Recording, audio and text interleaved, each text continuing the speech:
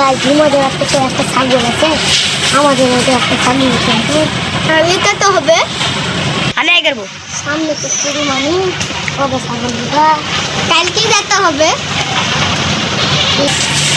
চলো তাহলে খাতা দেবো, চলো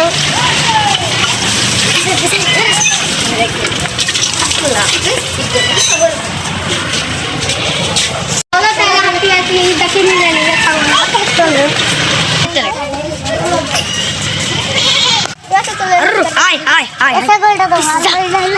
আপনাদের কোন ছাগলটা পছন্দ হয়েছে? এটা নেবেন? হ্যাঁ, এটার দাম কত? 7,000 টাকা দিয়ে দেন। ঠিক আছে, এটা কুরবানি এর লিগে আপনাদেরকে সস্তা দামে দিয়ে দিন। ঠিক আছে, ভালো করে খাওয়াবেন ছাগলটা।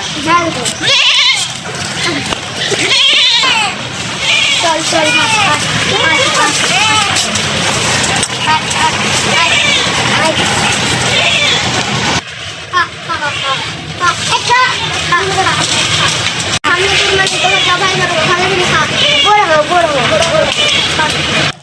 আমার কাছে কিন্তু একটা ছাগল নিলা, ওই ছাগলটা কি করবো ভাই এখন বলো?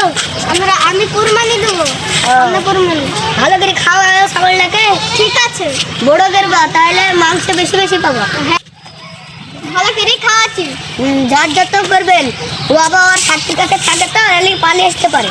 হ্যাঁ ঠিক আছে চাচা, তোমার ছাগলটা দেখাও গা, এত বড় ছাগল কিনলা। আচ্ছা চলো আসো, চলেন আমিও দেখি আসি ছাগলটা কত বড় হয়েছে। এই ছাগলটা নাকি চাচা? হ্যাঁ, বড়ই তো হয়ে গেছে। ওই ছাগলটা কার? ওই ছাগলটা ওই বাড়ি। ছাগলটা বড় হয়ে গেছে। হ্যাঁ, মেলে কিনে খাওয়াই তো ভালো যত্ন করি। কুরবানি তো হয়ে গেল, তাহলে আমার বাড়িতে গোশত ভাত খাওয়াইছেন। চলেন তাহলে দেখি আসি ছাগলটার স্বাদ হয়েছে। চলেন তাহলে, ঠিক আছে চলেন।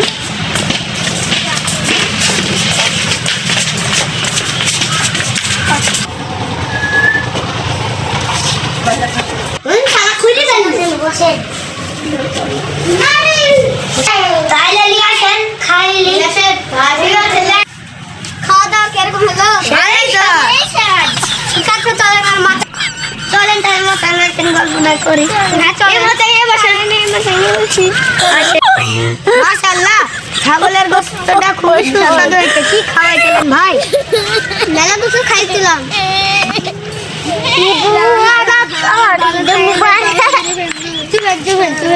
সবাইকে করতে হবে।